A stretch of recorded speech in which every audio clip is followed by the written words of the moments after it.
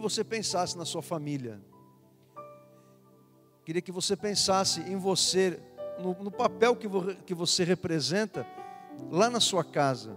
Com certeza você representa algum papel na sua família. Você deve ser um pai, você deve ser uma mãe, você deve ser um filho, uma filha, um marido, uma esposa. Eu não sei, uma avó, um avô.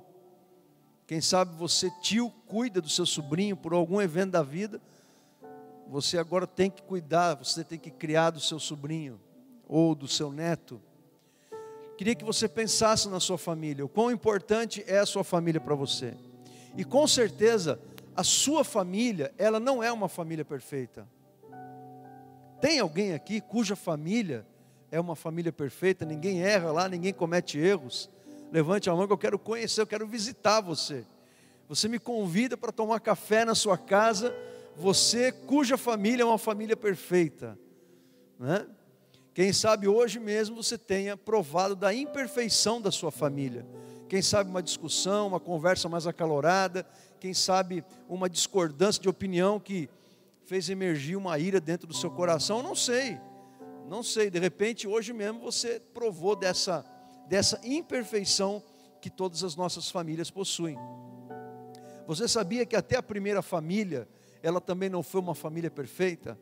E isso é algo realmente incrível, porque o primeiro casal, eles não tinham pecado, gente. Quando Deus fez Adão e Eva, Deus fez o Adão e a Eva sem pecado. E ainda assim eles conseguiram errar. Eles conseguiram fazer o que Deus não queria.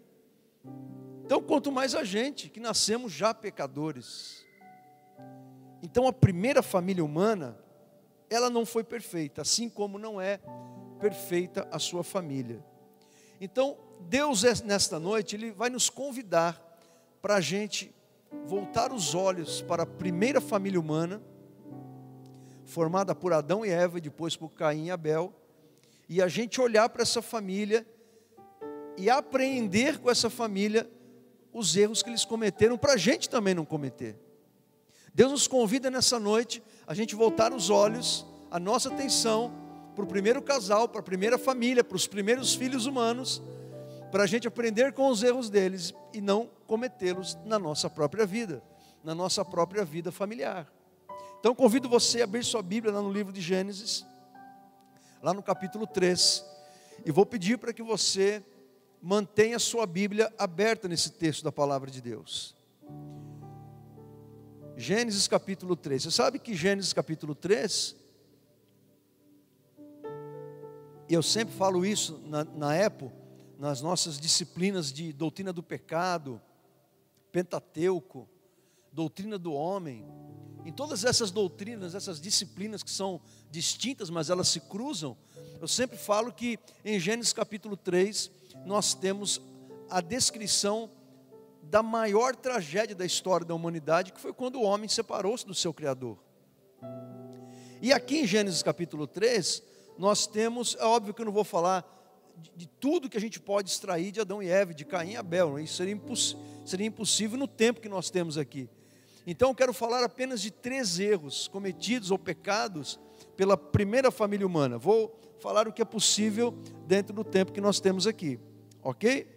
Então, primeira coisa que eu quero que você observe, nós já vamos ler o texto, é que você deve ter cuidado com a curiosidade. Você deve ter cuidado com a curiosidade. Você é um sujeito curioso? Você é uma pessoa curiosa? Eu não estou falando que a curiosidade é ruim, pelo contrário. Aliás, toda essa tecnologia que nós desfrutamos hoje, todo conhecimento científico, tecnológico, é porque o ser humano é um ser curioso. A curiosidade ela é boa, ela tem o seu lado positivo. É por causa da curiosidade que os seres humanos eles crescem, eles evoluem, eles pesquisam, desenvolvem o poder criativo, fazem descobertas. Não fosse a curiosidade, talvez o nosso continente americano não teria sido descoberto, a lua não teria sido pisada pelos homens. Então a curiosidade ela é muito importante, você tem que ser curioso para aquilo que é bom. Você tem que ser curioso para aquilo que Deus aprova. Você tem que ser curioso para aquilo que vai trazer um benefício, um ganho para a sua vida. E que engrandece o nome do Senhor na sua vida. Agora, temos que tomar muito cuidado com a curiosidade. Não podemos ser curiosos com aquilo que nós sabemos que Deus proibiu. Com aquilo que nós sabemos que Deus já disse na sua palavra que nós não devemos fazer. Então, é isso que nós sabemos. Por exemplo, eu vou dar um exemplo aqui, que é o consumo de substâncias proibidas, as drogas ilícitas. Hoje tem tanta informação sobre isso, tanta informação, que quando alguém entra e prova pela primeira vez uma droga ilícita, ou é para sentir-se aceito e integrado no grupo que a pessoa faz parte, porque é assim que acontece, a pessoa para se sentir aceita naquele grupo social, então ela topa fazer qualquer coisa, então ela vai lá e consome o que aquele grupo consome, veste o que aquele grupo veste, usa o mesmo vocabulário. Um outro fator que leva alguém a consumir a droga é a curiosidade. A curiosidade para saber como que vai ser aquela experiência. Mesmo com tanta informação que nós temos.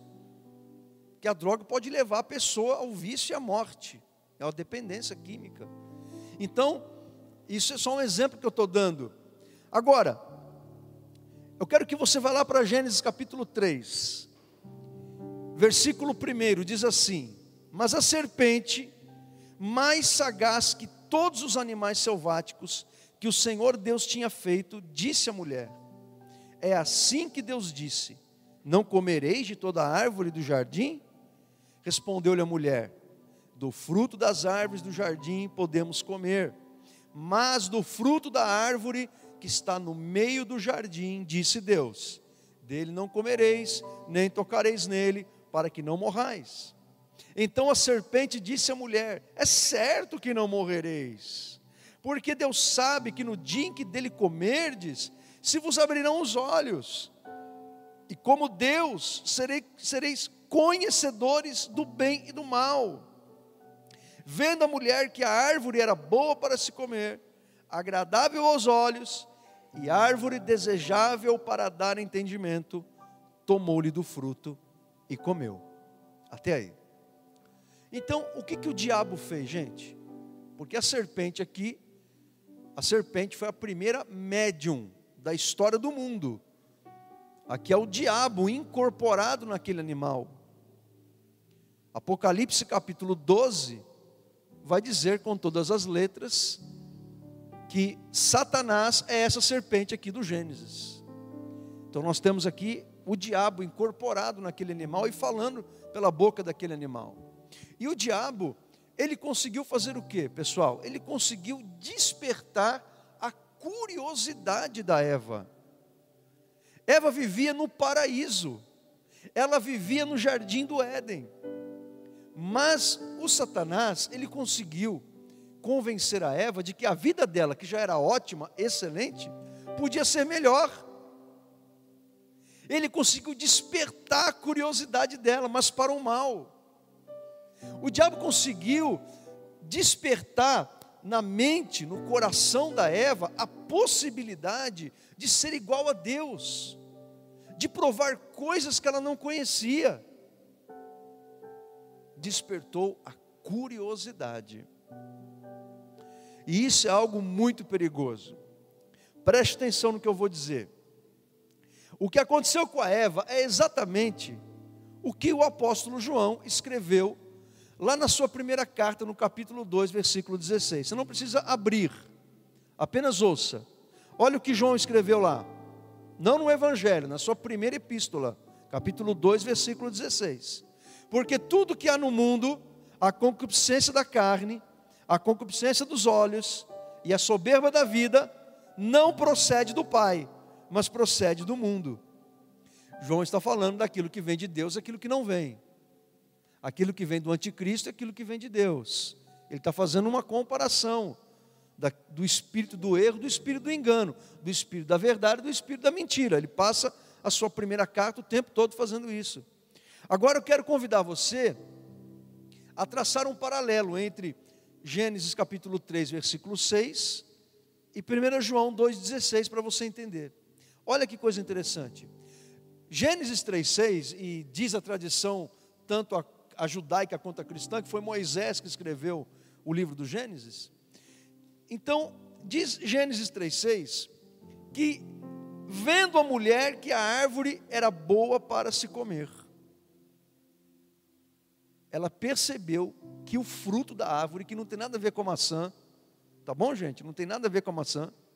Você pode comer maçã, maçã é uma das frutas mais poderosas que tem para a sua saúde, né? Se tem uma fruta que não tem pecado nela, é a maçã, você pode comer à vontade.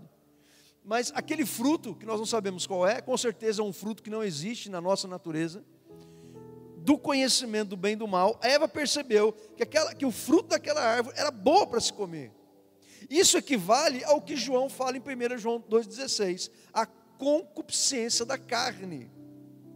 O que é concupiscência? Não vai achar o nome bonito e colocar na sua filha esse nome, hein?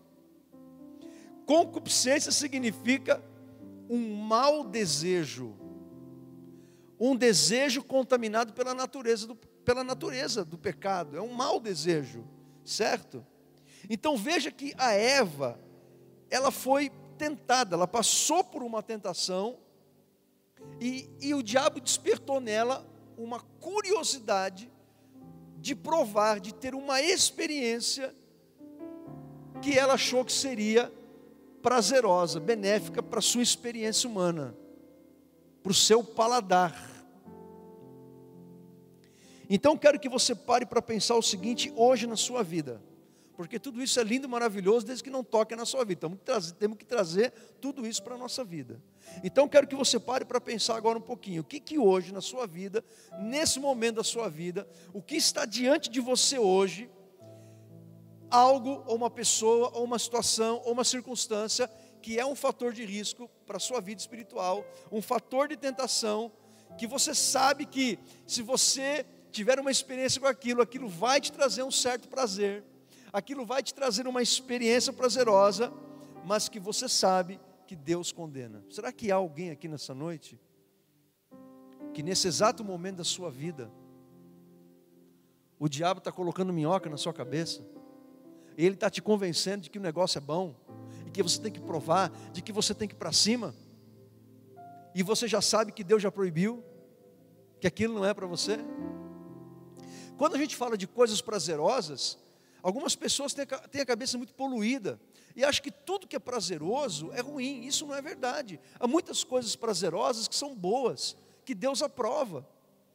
Por exemplo, quando um irmão chama você para comer na casa dele uma lasanha, ou um bife parmegiana, isso traz algum prazer para você? Para mim traz muito prazer, e isso é maravilhoso. Quando eu estou correndo, por exemplo, lá no meu condomínio, e o pôr do sol está assim, batendo, e eu estou correndo, ouvindo as músicas que me dão prazer, e a brisa batendo no meu rosto, e o pôr do sol lindo, eu digo, Senhor, obrigado por esse momento maravilhoso, é um momento de prazer, que glorifica a Deus. Quando estou namorando a minha esposa, é um momento de prazer. Prazeres que Deus aprova, não há problema nenhum você sentir prazer. Agora, há prazeres que Deus não aprova. O Satanás conseguiu despertar a curiosidade da Eva para um prazer que Deus desaprovava. Será que há algum fator de risco na sua vida hoje? Será que o diabo está conseguindo convencer você? A concupiscência da sua carne está sendo aí aflorada com alguma coisa que o diabo está conseguindo com o argumento dele te convencer. Então você tome muito cuidado. Em segundo lugar, Gênesis 3,6 diz que a mulher, ela viu que a árvore era agradável aos olhos. Tem coisa que você não precisa tocar, você não precisa ouvir com seus sentidos. Como que nós percebemos o ambiente que está ao nosso redor? Pelos sentidos que Deus nos deu. A visão, a audição, o paladar, o tato. A autopercepção, você se percebe que você está agora, nesse momento, nesse lugar.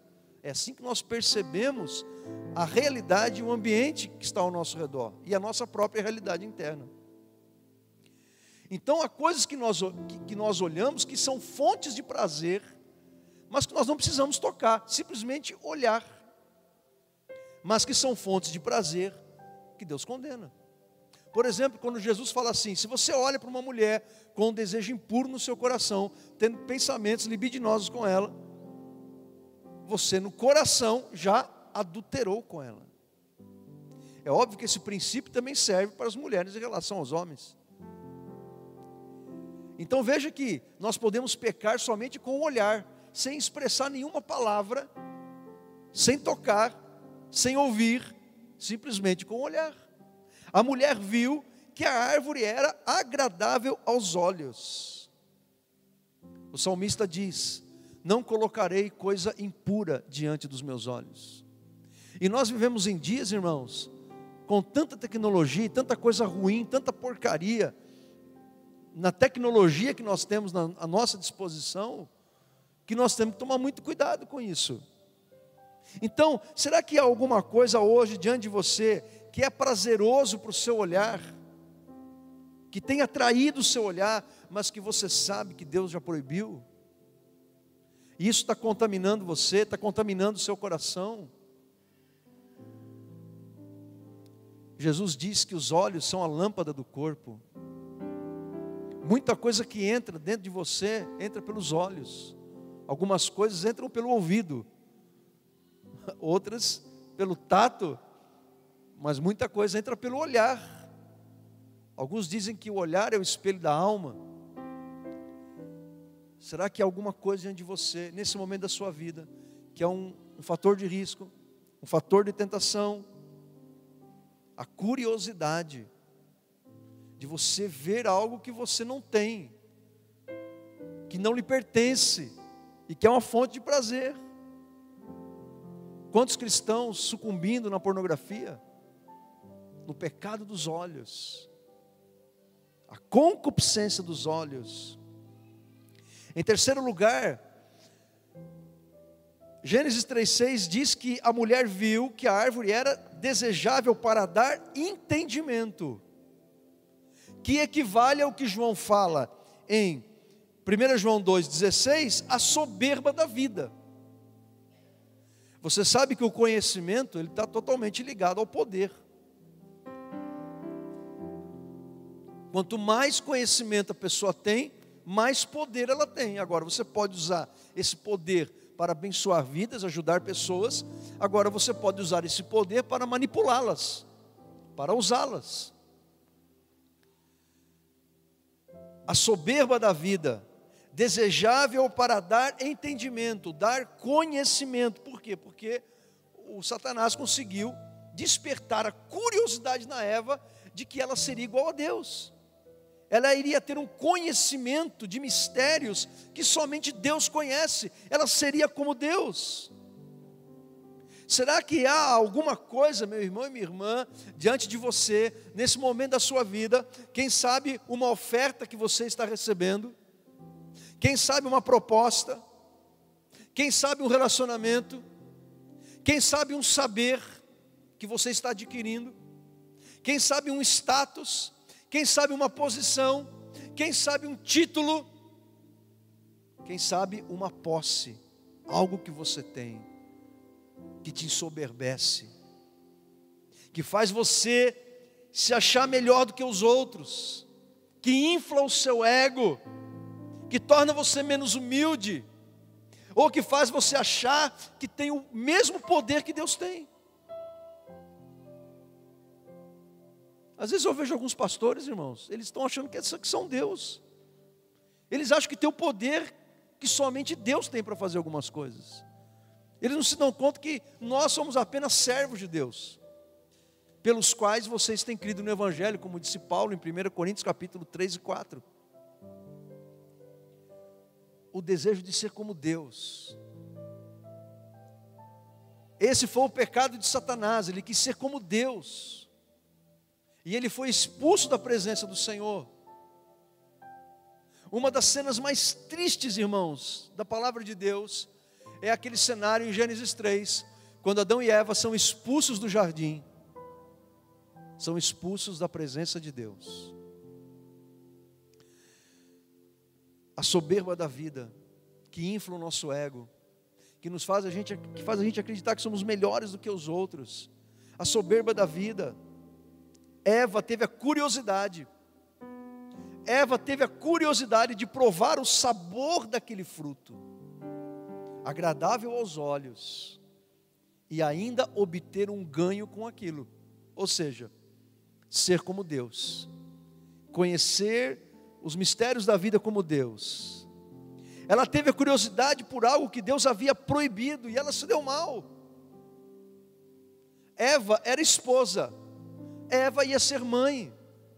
Eva foi colocada na vida de Adão para ser uma bênção na vida dele, para ajudar Adão. Deus disse: Adão, eu darei para você uma mulher, ela será para você uma ajudadora idônea. Eva era uma mulher abençoada.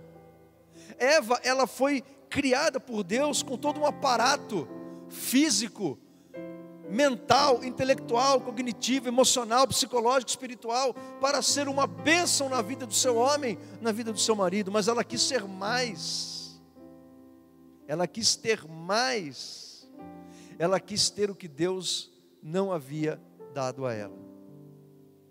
Quantas mulheres, mulheres casadas, não estão sendo aquilo que Deus ordenou que elas fossem para os seus maridos, não estão sendo o que Deus ordenou que elas fossem para os seus filhos, não estão sendo o que Deus ordenou que elas fossem para os seus lares. Provérbios 14, versículo 1 diz: a mulher sábia constrói o seu lar, mas a que não tem juízo a destrói com as próprias mãos.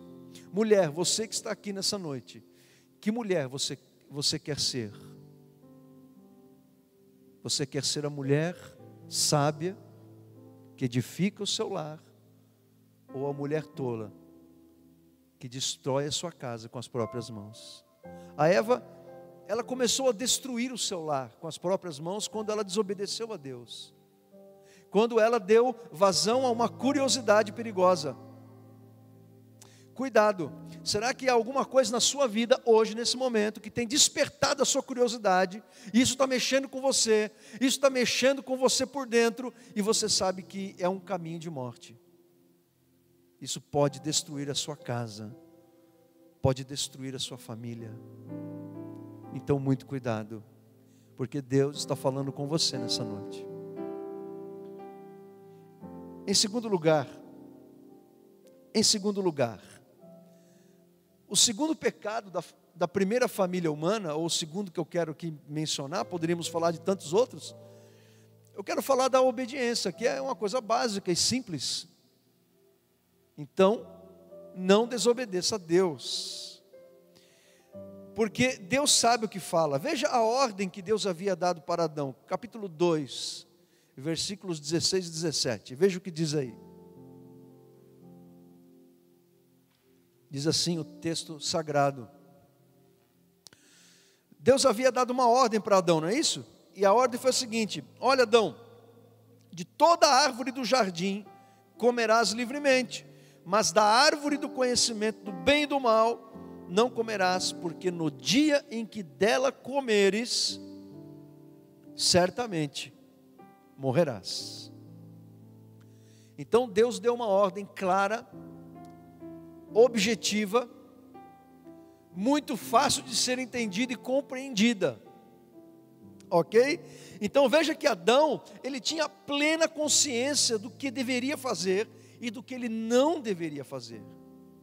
O que ele podia fazer? Ele podia comer de todos os frutos do jardim, ele podia governar livremente o jardim, ele podia passear pelo jardim livremente. Tinha uma coisa que ele não podia fazer: ele não podia comer do fruto da árvore do conhecimento do bem e do mal. Adão, ele tinha plena consciência. Repita comigo: plena consciência.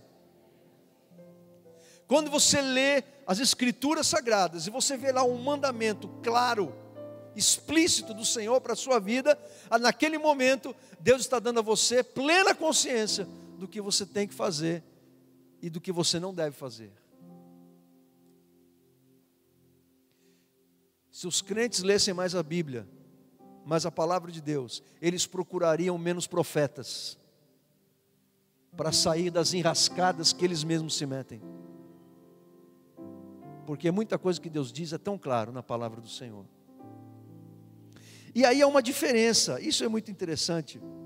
Você sabe que há uma diferença entre a atitude errada de Adão e a atitude errada da dona Eva. Porque a Eva, ela foi enganada. Mas Adão não foi enganado. Mas a Eva foi enganada. Veja o que Paulo diz lá em 2 Coríntios capítulo 11. Não precisa abrir, apenas ouça. Paulo escrevendo aos coríntios que estavam passando pelo perigo de falsos apóstolos, que se diziam melhores do que Paulo, Paulo escreve assim para eles o seguinte: olha, eu receio que assim como a serpente enganou a Eva com a sua astúcia, assim também seja corrompida a vossa mente e se aparte da simplicidade e pureza devidas a Cristo. Receio que, assim como a serpente enganou a Eva com a sua astúcia. Então veja que houve um diálogo entre Satanás, a serpente e a Eva. Satanás precisou usar de argumentos. Satanás, ele atuou como alguém que estava ali convencendo a Eva a fazer o contrário do que Deus tinha mandado. E ele usou de argumentos: olha, essa árvore é boa, ela é saborosa. Alguns dizem que Satanás disse: essa árvore ela é boa para emagrecer. Não, isso é uma piadinha sem graça. Apaga isso aí, tá? Apaga esse negócio aí, Fê. E aí Eva foi lá e comeu rapidinho. Isso não é verdade, isso é uma piada sem graça. Então ele usou de argumentos: oh, essa árvore é boa, esse fruto é maravilhoso, você vai ser como Deus. Olha, e ainda o Satanás fez Deus parecer um mentiroso. Satanás fez Deus parecer para Eva alguém que não estava sendo absolutamente sincero com ela e com seu marido. Olha, Deus está escondendo um negócio de vocês aí, mas que eu tenho a revelação. Gente, quem não gosta de um mistério revelado? Quem não gosta? Se alguém chega para você e fala assim: olha, eu tenho uma coisa para te contar, mas eu não posso te contar agora. Aí como que você fica? Você fica com faniquito. Alguns não vão nem conseguir dormir à noite. Alguns vão ter crise de ansiedade, vai dar taquicardia, a mão vai suar. Vai ter que ir para o hospital correndo, porque o outro não quer contar. Agora o que você fala? Agora você começou, agora você vai até o final. Não é assim? Porque a gente gosta de um mistério revelado, não é isso? Então, ele conseguiu mexer com a Eva, ele usou de argumentos, ele teve que enganar a Eva. Agora, olha que interessante, gente. Está com a sua Bíblia aberta em Gênesis 3,6 aí? Gênesis 3,6. Vai para o final do versículo 6. Para o final do versículo 6. A frase final do versículo 6. Olha só. Diz que a mulher tomou o fruto, comeu, deu ao seu marido e ele comeu. Facinho, facinho. Moleza. Ela comeu e disse: toma, ele foi e comeu. Ela não precisou usar de argumento, não precisou usar de explicações. Adão, ele não foi enganado, ele não precisou ser enganado, ele tinha plena consciência da besteira que ele estava fazendo. Não sabemos o que passou na cabeça do Adão quando ele viu sua mulher comendo e dando para ele o fruto. Talvez ele pensou: bom, já que ela comeu, está viva ainda, eu vou comer também. Talvez ele pensou: ela comeu, então eu não vou ficar atrás, por que eu não vou comer? Né? Talvez ele viu ela se lambuzando e disse: eu quero esse negócio para mim também. Não sei o que se passou na cabeça dele. E se somente Eva comesse, Adão não? Sabe o que Deus faria, irmão? Vocês querem saber o que Deus faria? Vocês querem saber mesmo? Eu não faço a menor ideia. Isso não é um problema meu nem seu, é de Deus. Tá? Como isso não aconteceu, estamos nós aqui, com o problema do pecado para a gente resolver. Todos os dias. Isso porque temos Jesus na nossa vida. Né? Então, gente, o Adão não foi enganado, ele foi desobediente mesmo. A Eva também foi desobediente, só que ela precisou de todo um argumento. Adão não precisou de argumento nenhum, ele simplesmente foi e comeu. Ele sabia exatamente o que ele estava fazendo quando desobedeceu a Deus e comeu do fruto proibido. E aí nós temos todos os resultados na nossa própria vida. A terra foi amaldiçoada, o homem vai agora se cansar para trabalhar. Por isso que muitos de nós aqui, depois de um dia de trabalho, estamos aqui cansados. Alguns estão dormindo na minha mensagem. Então se acorda aí, irmão, porque isso é resultado do pecado. As mulheres, quando vão ter filhos, as dores da gravidez se multiplicaram. Mas a maior tragédia foi a entrada do pecado na experiência humana. No momento em que Adão comeu do fruto, todos nós pecamos com ele. Porque Adão, ele era o legítimo representante de toda a raça humana. Quando ele pecou, todos nós pecamos com ele. Você pode achar isso a maior injustiça do mundo, mas é o que a Bíblia diz que aconteceu. Quando Adão pecou, nós pecamos juntamente com ele. É o que Paulo fala em Romanos capítulo 5. Exaustivamente, em vários versículos, ele explica isso. Ele fala a mesma coisa em vários versículos, com palavras diferentes. Por um só pecado entrou, por um só homem entrou o pecado na humanidade. Então todos nós pecamos. Romanos capítulo 3, versículo 23. Todos pecaram, todos pecaram, todos pecaram. E estamos separados da glória de Deus, da presença de Deus, da vida de Deus. Então Jesus teve que morrer no nosso lugar. Porque todos nós nascemos como agora? Espiritualmente mortos. A Bíblia diz que eu e você nascemos julgados, condenados ao inferno, espiritualmente mortos, separados de Deus. E qual que é a consequência disso? É que a consequência disso na nossa vida, na prática da nossa vida, é que todos os nossos pensamentos, todos os nossos sentimentos, todos os nossos comportamentos são afetados pela natureza do pecado que nós herdamos de Adão.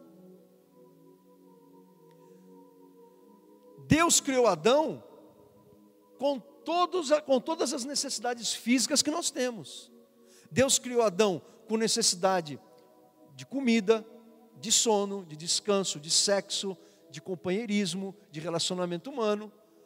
O pecado, ele não eliminou essas nossas necessidades, mas o pecado, ele bagunçou as nossas necessidades humanas. Ele distorceu as nossas necessidades humanas. Por isso que você pode descansar, mas é pecado você ter preguiça. Você pode fazer sexo, desde que seja dentro do casamento com a sua mulher e com o seu marido. Você pode comer, desde que você não peque com o pecado da gula. Certo? Então veja como que as nossas necessidades, elas saíram do controle, por causa do pecado que nós herdamos. Então, os atos de pecados que nós cometemos é resultado da natureza do pecado que herdamos de Adão. Então, quando você chegar lá no céu, você tem uma conversa franca com ele. Acho que vai ter uma fila muito grande para querer falar com Adão, quando a igreja for arrebatada, né? O fato é o seguinte, irmãos, que o pecado, ele só traz prejuízos para a nossa vida. O pecado só traz prejuízos para as pessoas que amamos. O pecado, ele só traz prejuízos para a nossa família, para a nossa casa, para o projeto divino que Deus tem na nossa vida, através da nossa família.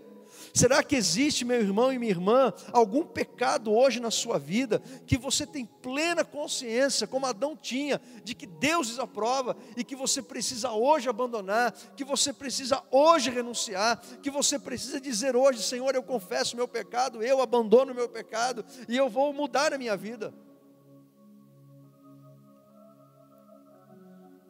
Olha o que diz o Salmo 1, um dos salmos mais lindos da Bíblia.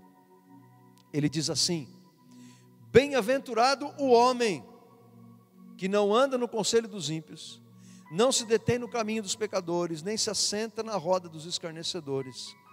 Antes o seu prazer está na lei do Senhor, e na sua lei medita de dia e de noite. Ele é como árvore plantada junto à corrente de águas, que no devido tempo dá o seu fruto, e cuja folhagem não murcha, e tudo quanto ele faz será bem sucedido. Você, homem que está aqui, homem, você homem que está aqui nessa noite, será que há algo na sua vida que você precisa deixar, abandonar, renunciar? Algo que você sabe que Deus proibiu, E você está fazendo, e você sabe que se você continuar nesse caminho, a sua família vai para o buraco, a sua família vai ser destruída, a sua família vai se acabar. Hoje eu conversava com uma pessoa, chegada minha, não é da igreja, ela nem cristã é, e ela dizia para mim que uma mulher, a Nil estava participando dessa conversa inclusive, e ela dizia para mim que o seu casamento estava se acabando, porque o seu marido não estava agindo como homem, não estava cumprindo o seu papel de homem, estava cometendo erros na vida. Então, quando o homem não é o homem que Deus quer que ele seja para a sua família, ou você vai desgastar a sua família, ou você vai enlouquecer a sua mulher, ou ela vai embora e vai te deixar. E não é isso que Deus quer, nem uma coisa nem outra. Deus quer que você assuma e seja o homem que Deus quer que você seja para a sua família. Homem, quem você será? A partir de hoje, você será um tolo como Adão foi, porque Adão foi um tolo. Eu gosto muito dessa gravura aqui, porque o artista que pintou essa gravura, olha a cara de bobo do Adão. Olha a cara de bobo, cara de idiota. E foi o que ele foi, um tolo. A Eva nem precisou explicar. Ó, vem cá, Adão, senta aqui na mesa, vamos conversar. A dona Serpente veio conversar comigo, ela fez uma proposta. Aí falou isso. Não, ele simplesmente deu, ele foi e comeu. Um tolo. Será que a gente vai ser tolo como Adão foi? Ou nós seremos como o homem descrito no Salmo 1? Que homem que você quer ser? Você quer ser como Adão, um tolo? Ou você quer ser como o homem retratado no Salmo 1? Que tem o seu prazer na lei do Senhor, medita nessa lei, obedece a palavra de Deus. Um homem que tem raízes profundas, enraizadas em Jesus. Então você dá frutos para a glória de Deus. Uma bênção para a sua família, uma bênção para a sua esposa, uma bênção para os seus filhos. Quem você quer ser? Que tipo de homem você quer ser? Ok? Em terceiro lugar, eu vou tentar ser rápido aqui, tá bom, gente? Cuide dos seus pensamentos e cuide dos seus sentimentos. Você sabe que os primeiros filhos de Adão foram Caim e Abel, todo mundo sabe isso, né? E nós sabemos que o Caim, ele protagonizou a primeira tragédia de uma família humana, o primeiro homicídio da humanidade, quando ele matou o seu irmão Abel. E por que isso aconteceu, gente? Sabe por que isso aconteceu? Porque o Caim, ele não cuidou dos pensamentos dele. Ele não cuidou dos sentimentos dele. Que foi isso que causou o assassinato do irmão dele, que levou ele a assassinar o seu irmão. Então eu quero convidar você a abrir sua Bíblia em Gênesis 4. Vira a página aí. Gênesis capítulo 4. E diz assim, olha: o tempo passou. Um dia Caim pegou alguns produtos da terra e os ofereceu a Deus, o Senhor. Abel, por sua vez, pegou o primeiro carneirinho nascido no seu rebanho, matou-o e ofereceu as melhores partes ao Senhor.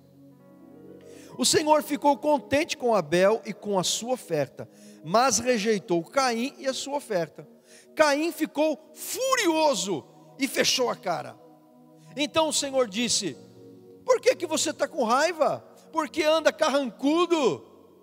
Se tivesse feito o que é certo, você estaria sorrindo. Mas você agiu mal, e por isso o pecado está na porta à sua espera. Ele quer dominá-lo, mas você precisa vencê-lo. Então quero que você preste bem atenção. Analise comigo aqui, ó. Veja quais foram as emoções, os sentimentos que Caim sentiu. Veja que o versículo 5 diz que ele ficou furioso. Deus pergunta no versículo 6, por que você está com raiva? Então, o Caim, ele foi acometido por uma fúria, ele foi acometido por uma raiva, que não é o caso de ninguém que está aqui nessa noite, graças a Deus, né? Graças a Deus que nunca ninguém foi acometido por fúria e raiva. Então, Foi o que aconteceu com Caim. Agora, como que ele exteriorizou essa fúria? Como que ele exteriorizou a sua raiva? Primeiro ele fechou a cara. Deus pergunta: por que você está carrancudo? Como é que fica um cara que está com raiva, que quando alguém pergunta por que você está com raiva, como que ele fica? Com mais raiva ainda. Não é assim? Então ele fechou a cara, ele ficou carrancudo. A primeira reação foi essa. E qual foi a segunda reação? A segunda reação foi a mais trágica de todas. Diz o versículo 8, que ele chamou seu irmão para ir no campo, e lá ele atacou Abel, o seu irmão, e o matou. Então veja a sequência. Ele ficou furioso, raivoso, e ele se comportou como? Fechou a cara, ficou carrancudo, convidou o seu irmão para ir ao campo. Ali ele já tinha esquematizado o assassinato, chamou o seu irmão e covardemente atacou Abel e o matou. Agora veja bem, as emoções, os sentimentos de Caim, seguidos de suas reações violentas, têm uma origem. Porque eu não falei da origem. A origem do assassinato de Abel não está na fúria, não está na raiva, não está. A origem do assassinato de Abel está na inveja que Caim sentiu do seu irmão. Caim sentiu raiva e ficou furioso, e daí matou seu irmão por causa da inveja que tomou conta do seu coração. A inveja, ela tem a ver como enxergamos a nós mesmos, em relação aos outros. Como que você se enxerga em relação aos outros? O que você sente quando você vê um irmão dando um testemunho, dizendo que ele prosperou, que ele conseguiu um emprego novo, um carro novo, que ele ganhou um prêmio, uma herança de uma tia rica que morreu? Como que você se sente? Você fica alegre? Você diz: glória a Deus, que alegria, o meu irmão em Cristo, olha como eu estou feliz com ele. Uma vez, isso em outra igreja, isso não aconteceu aqui, eu estava sentado, como vocês estão aí, e o irmão veio dar um testemunho de uma bênção, um material que ele tinha recebido, e o irmão na minha frente começou a murmurar com a esposa, por causa da bênção do irmão. Começou a praguejar: mas ele ganhou porque o irmão todo cheio de inveja. Como que nós ficamos? Então a inveja tem a ver com como enxergamos a nós mesmos. O que é inveja? O dicionário Michaelis diz o seguinte, que a inveja é um sentimento de ódio, um sentimento de desgosto, ou um sentimento de pesar que é provocado pelo bem-estar ou pela prosperidade ou felicidade de outra pessoa. Então você vê a pessoa lá prosperando, sendo feliz, conquistando bem-estar, aí você sente ódio, desgosto, pesar. Aquilo é uma desgraça para a sua vida.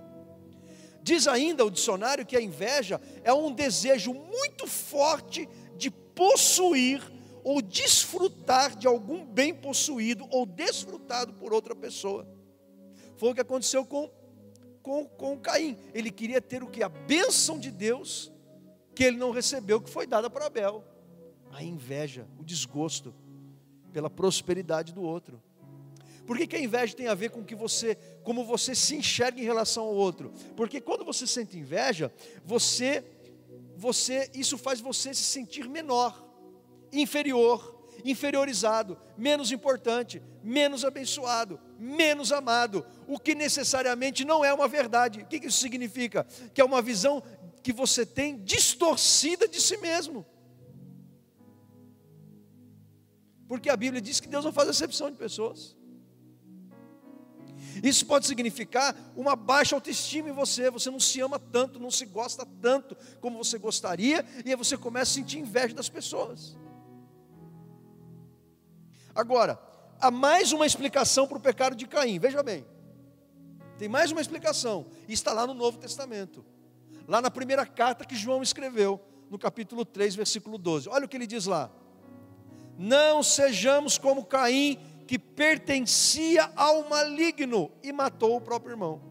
E por que o matou? A pergunta que João faz, ele responde: porque o que Caim fazia era mal e o que o seu irmão fazia era bom. Então preste atenção, olha o que João está dizendo. Ele diz que o Caim pertencia ao maligno. Maligno aqui não é um sentimento e nem um comportamento. Maligno aqui é uma pessoa espiritual que é o Satanás. Maligno aqui significa isso. Tanto que você vai ver na sua Bíblia, lá vai estar maligno com M maiúsculo. Então, o que o João está dizendo? Que o Caim, ele pertencia ao diabo. Agora, veja bem. Nem sempre Caim pertenceu ao maligno. Nem sempre Caim pertenceu ao diabo. Quando que ele passou a pertencer ao maligno? Sabe quando? Quando ele deu lugar ao diabo. E quando que ele deu lugar ao diabo? Quando ele não obedeceu o que Deus disse para ele, lá em Gênesis 4, versículo 7. Veja o que diz aí, acompanhe comigo. Olha o que Deus fala aí. O que Deus falou para o Caim? O pecado está na porta, à sua espera. O pecado quer dominá-lo, mas você precisa vencê-lo. O Caim estava dominado pela inveja, pela fúria, pela raiva. E Deus alertou ele: Caim, domina esse negócio que está dentro de você. Domina os seus sentimentos, domina os seus pensamentos. Caim, muda a sua maneira de pensar em relação a si mesmo. Caim, muda a sua maneira de pensar em relação ao seu irmão. Caim, muda a sua maneira de pensar em relação a mim, Deus. Caim, muda a sua maneira de pensar em relação à vida. Caim, domina esse negócio que está dentro de você. Mas o Caim não deu ouvidos a Deus. E aí o diabo laçou o coração dele. E ele se tornou do maligno. Ele se tornou sócio de Satanás. Quando uma pessoa nutre inveja do seu irmão, e irmão que eu estou falando aqui, não é irmão em Cristo não é irmão de igreja, é seu irmão mesmo, que nasceu da sua mãe, e você alimenta diariamente essa inveja, o que você está fazendo? Você está dando lugar ao diabo. Então não adianta você ir lá na sua casa com seu irmão, mesmo que você seja já casado, seu irmão casado, cada um na sua casa, com sua família, mas se você nutre uma inveja do seu irmão, você está dando lugar ao diabo, meu querido. Está dando lugar a Satanás. Então não adianta você vir aqui na igreja e começar a cantar: Jesus Cristo mudou meu viver, e o coração está cheio de inveja. Não dá, não cola, não tem nexo isso. Olha o que João diz, lá em 1 João 3,15. Ele falou de Caim, e em seguida ele emendou essa, pelo Espírito Santo. Olha, quem odeia o seu irmão é assassino. E vocês sabem que nenhum assassino tem em si a vida eterna. Você sabe que o que é mais terrível na experiência de Caim, meus irmãos, é que Caim assassinou o Abel, não foi quando ele desferiu o golpe fatal sobre o seu irmão. O Caim já havia assassinado o Abel dentro do coração dele. Quando o Caim disse para Abel: ô mano, vamos lá no campo, vamos bater um papo lá no meio do mato, no meio das plantações. Naquele momento, o Caim já havia assassinado o seu irmão no coração. Por isso que a Bíblia diz: quem odeia o seu irmão é assassino. Será que há pessoas aqui nessa noite que professam o nome de Jesus, mas carregam um ódio de algum irmão, ou irmão por parte de pai, por parte de mãe, não interessa. Triste coisa quando um irmão sente inveja do outro. Quantos irmãos vivem competindo entre si? Quantos irmãos crescem competindo pela atenção e pelo amor dos genitores, do pai e da mãe? Quantos irmãos crescem querendo mostrar para o pai e para a mãe que são mais inteligentes, que são melhores do que o outro? Quantos irmãos vivem em pé de guerra? Às vezes é uma guerra fria, É uma guerra silenciosa. É uma guerra velada. Mas ela está lá. E o diabo está agindo. Quantos irmãos estão brigando pela herança dos pais, e os pais ainda nem morreram? Os pais ainda estão vivos. Às vezes o pai ou a mãe estão doentes, e os filhos já estão torcendo para que o pai e a mãe morram logo, e eles já começam a discutir sobre a herança antes dos pais morrerem.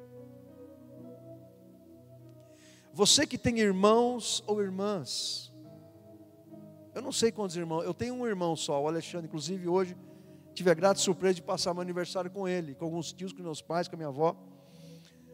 Não programamos isso, mas Deus me presenteou, né, de eu passar o dia hoje com a minha família, com a Nil, com a Andressa e com esses meus parentes. E você que tem irmãos ou irmãs, você tem inveja do seu irmão? Você nutre inveja de algum irmão seu? De alguma irmã? Será que você cresceu sentindo-se inferiorizado, como os irmãos de José cresceram? Os irmãos de José venderam ele para o Egito como escravo por causa da inveja. Olha a história de Jacó e Esaú. Um tinha inveja do outro. Jacó tinha inveja de Esaú, porque o Isaac gostava mais do Esaú. O Esaú tinha inveja de Jacó, porque a mãe gostava mais do Jacó. Então veja a responsabilidade dos pais nesse negócio. Isso é muito sério. Às vezes os próprios pais alimentam a inveja entre irmãos. Isso é muito sério. Então você que é pai, você que é mãe, você que tem mais de um filho, o que você faz para que os seus filhos não tenham inveja um do outro? Qual a criação que você dá? Qual a educação que você dá? Para que eles não sintam, para que eles sejam amigos, companheiros, para o resto da vida. Para que lá no seu velório, eles estejam abraçados juntos, chorando em cima de você, e não brigando para saber quem vai ficar com a herança que você está deixando. Quem que você culpa por se sentir inferior em relação aos seus irmãos, às suas irmãs? Porque quem sente inveja de um irmão, de uma irmã, ou de um grupo de irmãos, normalmente essa pessoa, ela busca um culpado. Ah, eu sou assim porque aquele meu irmão lá, ele sempre se achou melhor do que eu, ele conquistou mais coisas na vida, ou porque meu pai ou minha mãe fizeram isso. Quem que você está culpando pela sua inveja? Será que o seu julgamento é justo? Será que o seu julgamento é lógico? Será que ele é racional? Será que ele tem sentido? Ou será que você está distorcendo a realidade? A sua história pode ser contada, interpretada, você pode dar um significado diferente à sua história. Será que você pode permitir que Jesus te liberte hoje desse negócio aí que está dentro de você, te matando? Salmo 133, versículo 1 diz: ó, quão bom e agradável viverem unidos os irmãos. Quão bom e agradável viverem unidos os irmãos. Então, meus queridos, esses são alguns dos pecados da primeira família humana. A Eva, ela se deixou ser enganada pelo diabo, deu vazão a uma curiosidade, aquilo que Deus havia proibido. O Adão, ele desobedeceu uma ordem expressa de Deus, e o fez em plena consciência. E Caim sentiu inveja do seu irmão, deu lugar ao diabo e provocou uma grande tragédia familiar na sua vida e na sua família. Será que alguns desses pecados estão presentes em sua vida, na sua família, na sua experiência familiar? Será que pecados parecidos como esses estão sinalizando perigo para você? Ou quem sabe, como disse Deus a Caim, o pecado está na porta, à sua espera, ele quer dominá-lo, mas você precisa vencê-lo. Será que Deus está dando alerta a alguém aqui nessa noite? Olha, o pecado está à porta da sua vida, o pecado ele está à porta para destruir a sua casa. Então você tem que dominar esse pecado, vencer esse pecado e lançá-lo para longe da sua vida. Quantos pecados contra Deus ou contra a nossa família precisam hoje nesse lugar serem confessados, abandonados e vencidos pelo poder do nome de Jesus. Convido você a fechar os teus olhos, você abrir o seu coração.